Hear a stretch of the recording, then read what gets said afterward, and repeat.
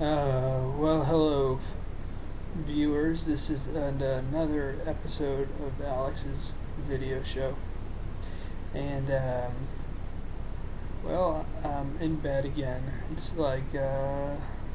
the July 23rd. And so, I shaved today because I've been having trouble. I point that out because I've been having trouble growing facial hair for a while now. I don't have too much of an update today. I just wanted to check in on a video and talk about a couple things that have been going on. Well, first of all, I see a therapist, and I also see a psychiatrist, because after I got off almost all the medication I was on, I kind of crashed out and got restarted on some benzos, which at the time it was kind of like for anxiety and insomnia. But I think really mostly what it did was sort of dampen the effects of the sort of toxic rearranging that had occurred, so that I wasn't functioning very well neurologically, or I don't know how else to put it. So, and it really worked for a while. Worked so well, and I'd done so well off the other medications that I decided, well, I should really not be on any medication, really.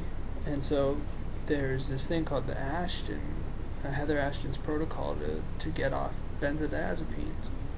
And so I'd only been off of all the other antidepressants and antipsychotics and stuff after 15 years of being on drugs for a few months, and I decided, well, I need to get off the benzos as well, and I tried to switch over using her protocol, which uses diazepam or Valium.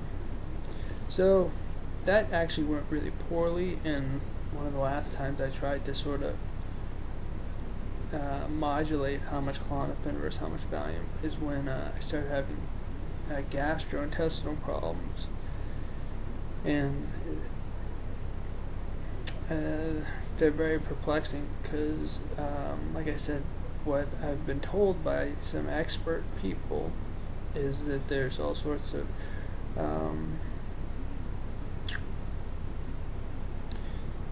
that there's like modification to the brain cells, the neurons, when you take these medications that affect the neurohormones and stuff, and so they shift the amount of receptors and the amount of on the early side, the amount of the molecules they're sending out to communicate with, because to sort of compensate for the medications, and a sudden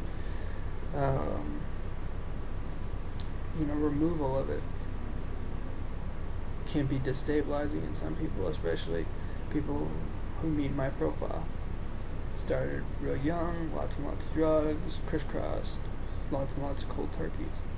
And so anyway, I still have to see a therapist and a psychiatrist, and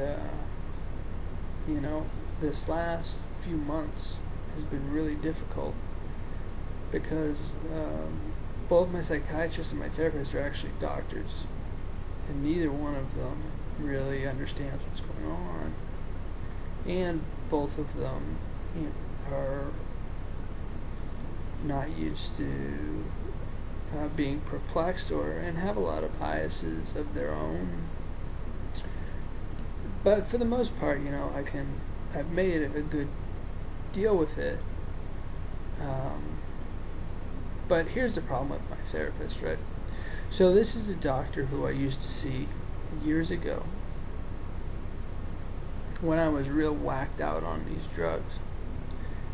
And so one of the reasons I wanted to come back and see her is because she knew me back in 2006, 7, 8, and she saw what I was like then, and I was worried because my current psychiatrist, it's complicated how she ended up being the person prescribing my Valium. And I'm not sure she's totally comfortable doing that. So,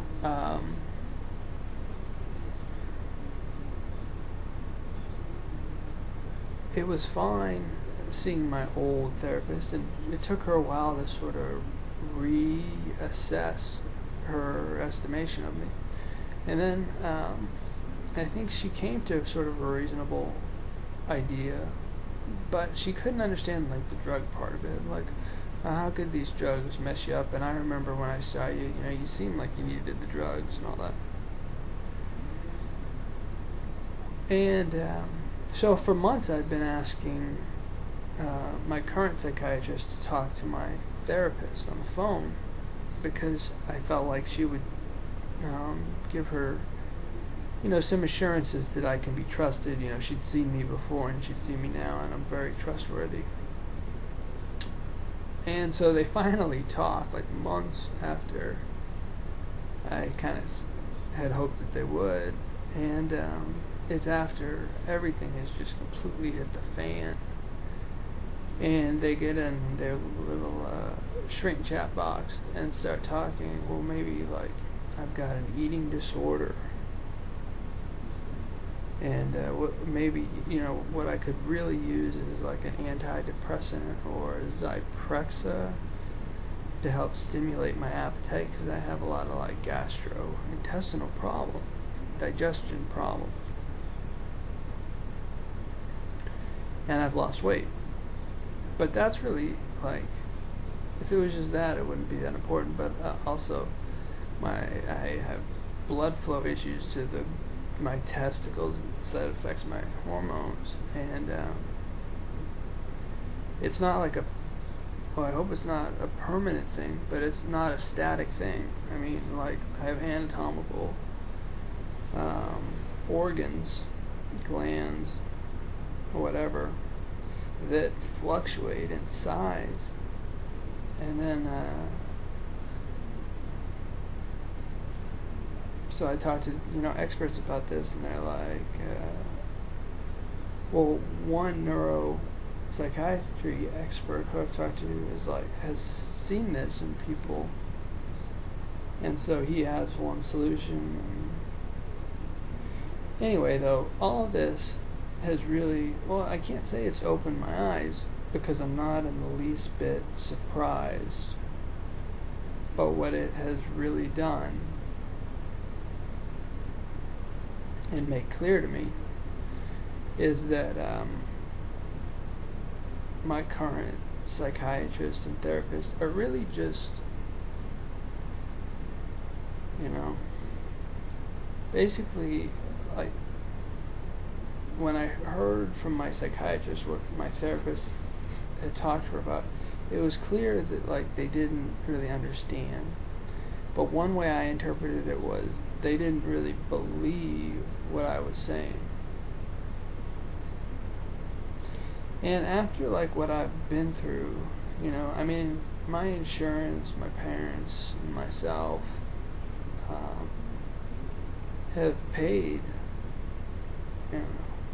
hundreds of thousands of dollars over 15 years, when I had a very minor problem, other than a dysfunctional family, but a very minor problem with social anxiety. And what I ended up with was I ended up in 5 different institutions, and I've been on 20 different medications. And when I tried to get off of them, my brain had habituated to them such that there were so many consequences that I'm still in very poor health. And as I've been advised, to really taper off of the benzos slowly. And so that means I have to go see a damn shrink. And I have to sit there and grin and listen to their nonsense and their idiotic suggestions that I should take an antipsychotic because I've lost weight and my facial hair is not growing in, because like it will help stimulate my appetite. Honestly, I feel bad for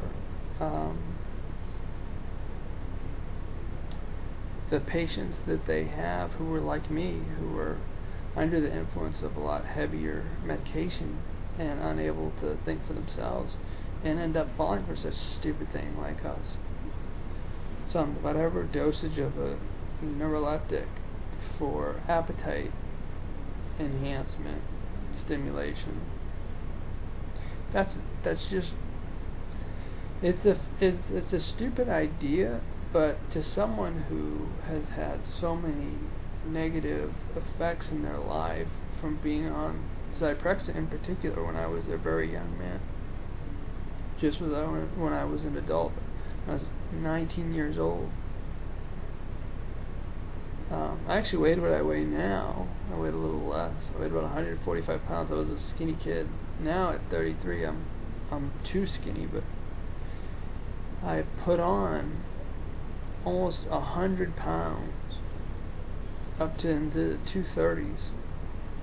About 90 pounds in 9 months. That was my experience with Zyprexa. It has some horrific side effects. I mean, sex function side effects and sleep side effects and horrific intrusive thoughts that I never had in advance of taking it, and that resolve. That's one of the, by far the best thing in my ordeal has been getting off the medications and getting some perspective on some of the things that I thought did and were participated in when I was under the influence of very potent drugs. And it's the one thing that's kind of nightmarish about it, and I'm sure I've touched on this before, and this is the last thing I'll say. Before I do that though, so I have to continue to go see this therapist, and at this point in my life, I really don't want to be, I need to rebuild my own self-confidence, because a series of what would be like comedic errors. Basically, I had a lot of people making money by telling me I was crazy and needed all these medications. When I got off of them and had independent evaluations from therapists and stuff like that, no one's ever suggested any of these diagnoses. Even when I was had formal psych evaluations, when I was on when I really was pretty nutty, but it was, iatrogenic, even they didn't come up with the diagnoses that my actual doctors did, but there's a reason for that. Which is why my doctor had his license suspended. Now, the final note on this is that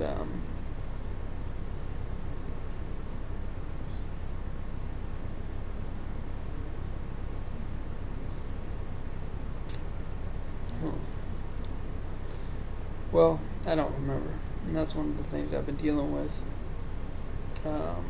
Just a quick update. Saw some more doctors. Going to see another doctor or two this week because of a little nodule on my adrenal gland, and like I said, I've got these hormonal changes that were triggered, and it's been a few months now. Got to deal with them, try to do something. It's tough, because the challenge is that nobody understands how I'll respond. There seems to be some patchwork wiring in my brain for the time being. So, like, going to the doctor is just a big risk. Oh, so I remember now. I'm happy to remember. So, the reason why this is like such a nightmare is, like, what if, like, you were misdiagnosed and put on a whole bunch of drugs that had horrific side effects. You didn't respond well to them, But the person, there was no one watching, and you were young, and the person who was in charge of it was making poor decisions. And rather than seeing the drugs were making you worse, they just saw your primary condition is getting worse, and therefore you needed more drugs. So I ended up on more and more and more and more drugs. And then I ended up in a rehab and this, that, and the other. And these are all drugs that are given to people who are crazy people, schizophrenics, people who are noted for their lack of insight into the world in which they live and the insight into their own self and condition. So when now I've gotten off all these medications, right? And I have all these very unusual complications. It's a very challenging thing to present them because a doctor, just using their intuition, is going to find it vastly more likely if I was treated for 15 years basically as a schizophrenic, though no one ever diagnosed me as that I just have poor insight into what's going on, rather than I am suffering from the effects of their drugging, which will be proven true, but it just takes a toll out of you, and which brings me back to my therapist. I just can't imagine, with infections in my gut, which kind of quit working, and with everything that I have going on, it's just a real pain to go spend time with somebody who does not believe the basic premise. Anyway, so that's it. This is sort of a rambler. But, so, shave today. Oh man, I'm going to try to do a video in a couple days. Used to be in the morning I'd have to shave again. It's not going to be like that tomorrow, I don't think. But maybe, who knows. Okay, stay off the drugs, kids. You'll be alright. I'm alright. Alright.